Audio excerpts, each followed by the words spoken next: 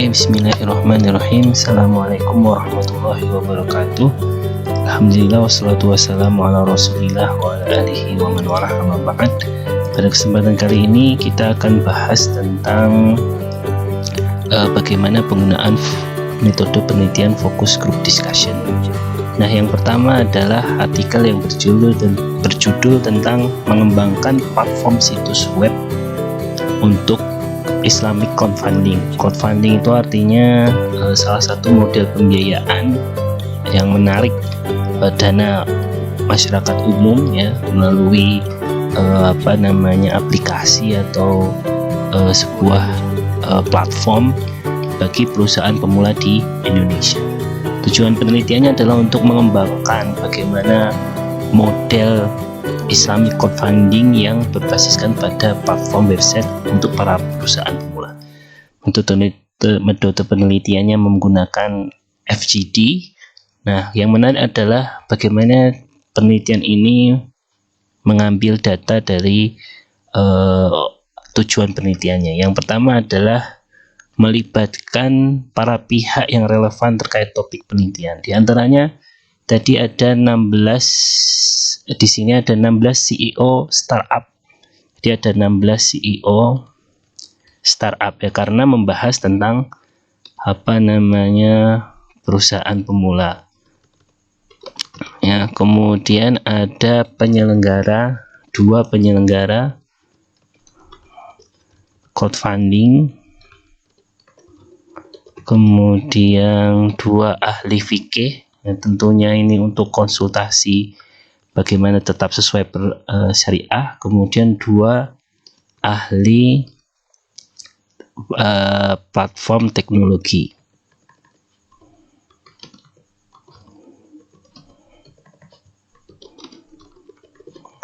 Nah, 2 ahli platform teknologi.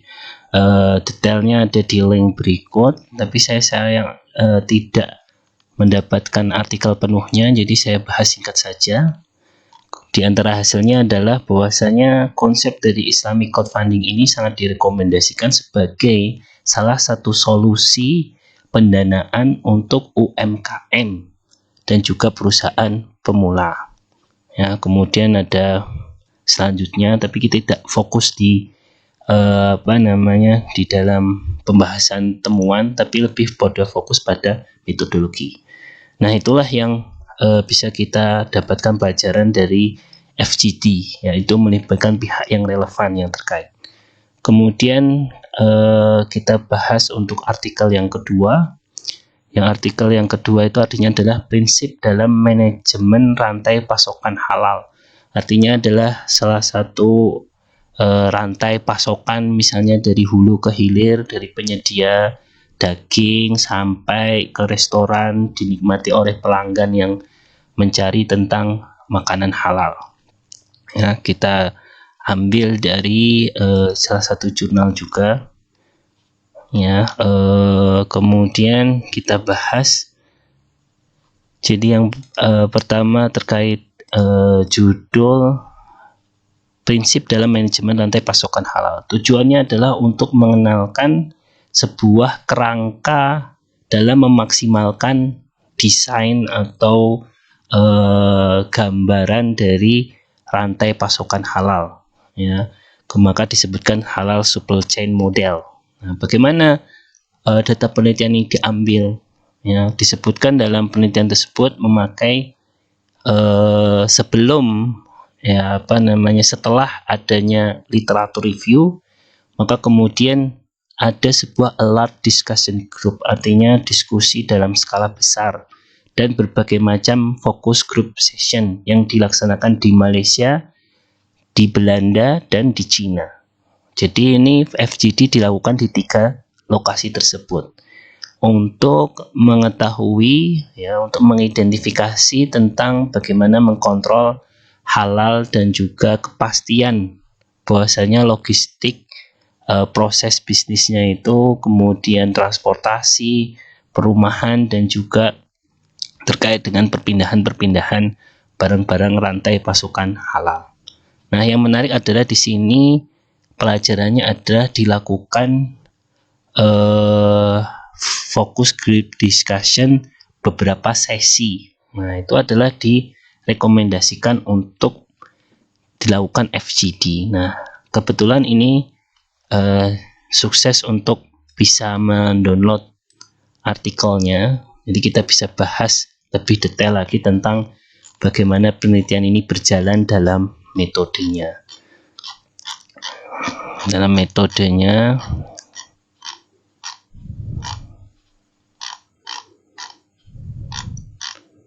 Nah, ini bahkan dijelaskan sangat detail sekali.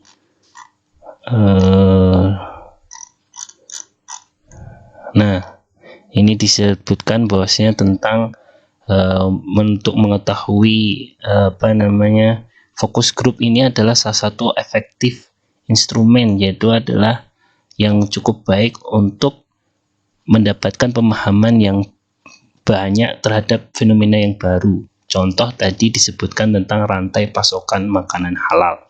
Ya, jadi ini sangat-sangat dan ini khususnya untuk teman-teman yang ngambil skripsi atau sedang menulis penelitian menggunakan FGD, terutama sekarang dimaksimalkannya dengan teknologi Zoom untuk mengumpulkan orang-orang. Saya kira itu alternatif yang sangat baik dalam mencari data.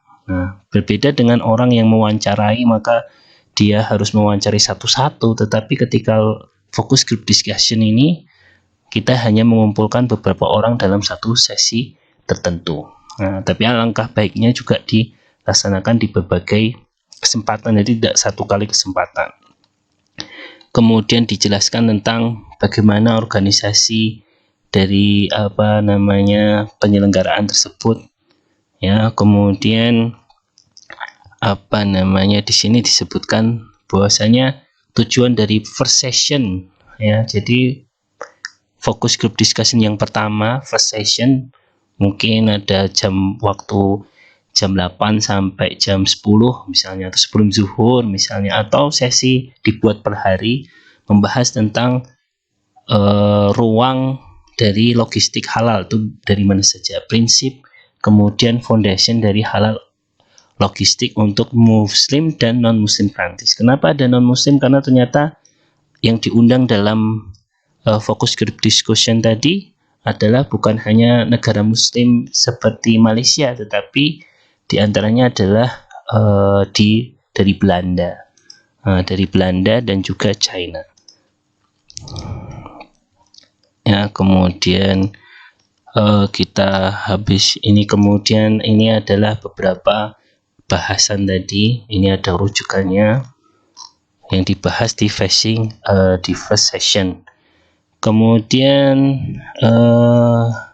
habis itu after this first session, kemudian setelah versi pertama, grup dibagi, ya, ke smaller homogeneous focus group. Jadi kemudian dibagi ke beberapa sektor, ya, yang lebih fokus lagi. Jadi dikumpul bareng-bareng, dijelaskan prinsip-prinsip utama, kemudian dibagi kepada beberapa kelompok, ya. Satu bagi khususnya untuk masalah penyimpanan, warehousing itu artinya gudang penyimpanan, transportasi, dan juga terminal atau tempat-tempat sebagai tujuan dari peralihan barang rantai pasokan halal.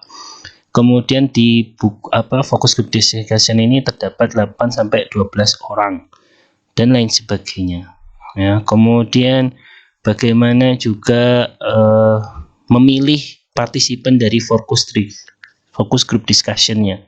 Dari banyak disebutkan di sini adalah ahli dan juga ahli syariah dari beberapa universitas Malaysia. Ya, kemudian standar halal, artinya sertifikasi ahli, sertifikasi halal di pemerintahan Malaysia dan lain sebagainya. Tentunya yang diundang adalah hal-hal yang terkait atau yang terlibat adalah yang relevan terhadap tujuan penelitian atau terkait topik penelitian. Kemudian di sini the large discussion group session held in Kuala Lumpur. Jadi yang paling besar dari bagian besar dari fokus group discussion dilaksanakan di Kuala Lumpur, yang mengambil atau yang memiliki 33 partisipan dan memakan waktu sampai 1 hari penuh, dan kemudian mereka membahaslah topik-topiknya, ya. Kemudian have been advertising. Kemudian habis itu fokus group discussion juga dilaksanakan di Rotterdam, Belanda dengan 12, kemudian di Hong Kong ada 10 orang. Ya, kemudian dianalisis dan lain sebagainya. Kemudian bagaimana untuk mengungkap validitas? Nah, ini dengan cara fokus diskursus yang melibatkan banyak pihak dan bukan hanya pihak dari luar, itu semakin membuat validitas ataupun kredibilitas dari fokus group discussion tersebut semakin baik. Artinya tidak hanya wakil dari Malaysia saja, tapi ada wakil dari Belanda, kemudian juga China tadi. Nah, jadi pelajarannya di sini kita bisa ambil dilaksanakan dalam beberapa tahap. Nah, itu sangat menarik. Jadi kita biar fokus. Tahap pertama membahas apa, misalnya ketika kita membuat pembahasan topik di FGD, ya. Ada misalnya ada tahapan pertama secara umum, kemudian misalnya ya tadi ya tahapan umum, kemudian dibagi ke kelompok-kelompok kecil, ke kelompok kecil. Nah, itu sangat bagus, ya. Kemudian melibatkan partisipan atau istilahnya peserta diskusi, baik dari internal negara peneliti dan negara luar lainnya. Nah, sehingga kemudian dibahaslah sebuah tadi strategi-strategi tentang bagaimana prinsip-prinsip dari rantai pasukan halal.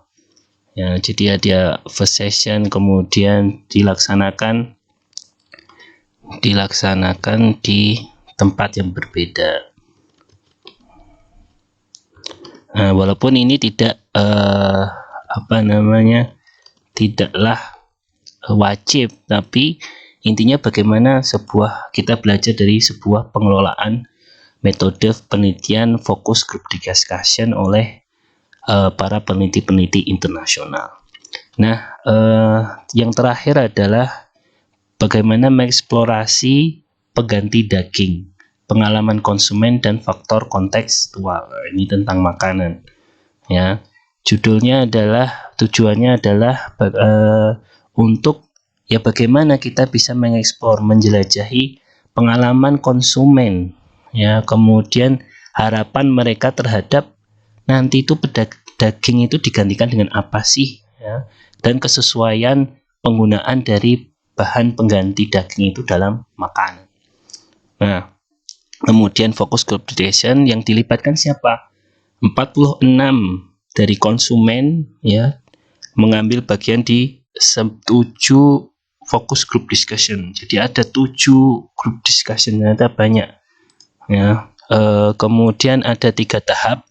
General diskusi tentang pengganti daging, kemudian kesesuaian penggunaan daging, ya, kemudian seperti contoh tadi sick difference soup, pasta, rice, wrap dan lain sebagainya. Kemudian artinya ada beberapa tahapan, ya. Kemudian by discussion the use by using the discussion were concluded with a test, bahwasanya a test session. Jadi sesi rasa, bagaimana tanggapan rasa terhadap 2 lauk dari pengganti daging tersebut, ya. Mungkin diterapkan di macam-macam makanan ini. Nah, kebetulan kalau yang ini juga sukses, kita download artikelnya, kita langsung bahas kepada metodenya. Nah, ini adalah metode yang diambil dari jurnal tersebut. Ya, jadi ada 7 focus group discussion dengan 4-8 orang per grup. Ya, jadi memang metode penelitian kualitatif itu bukan serta-merta hanya mewawancarai 1-2 orang, tapi lebih banyak yang terlibat itu lebih baik. Dan orang-orang yang terlibat pun orang-orang yang mempunyai relevansi atau hubungan terhadap riset yang kita teliti. Nah, beberapa partisipan adalah sebuah consumer panel.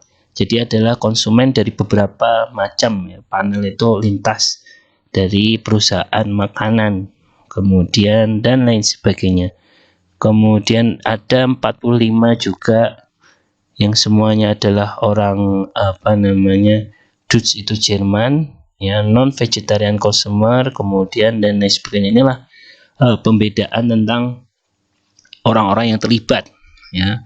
Kemudian ada 3 tahapan. Pertama general, kemudian masalah tentang kesesuaian penggunaan pengganti daging tadi. Nah, di sini ada pertanyaan bahkan dijelaskan. Pengganti daging apalah yang kamu makan, itu tentang di general atau di diskusi umumnya. Mengapa kamu makan dan mengapa, what is the reason for not eating them anymore, dan kemudian mengapa kamu tidak makan lagi daging. Nah, ini coba digali. Kemudian kesesuaian tentang penggunaan pengganti daging sebagai lauk ya, kemudian didiskusikan. Kemudian sensorization adalah kemudian bagaimana mereka merasakan. Sensor itu artinya ya mereka bagaimana diuji coba makan. Nah, ini ada 3 tahapan ya.